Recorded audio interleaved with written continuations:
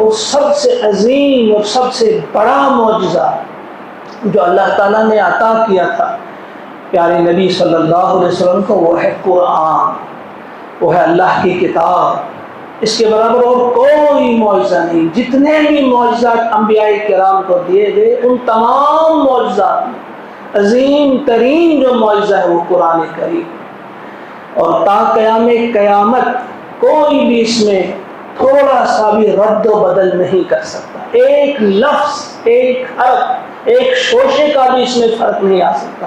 और वो आप आज भी देख सकते हैं, 1450 साल के बाद भी कोई इसमें तब्दीली नहीं।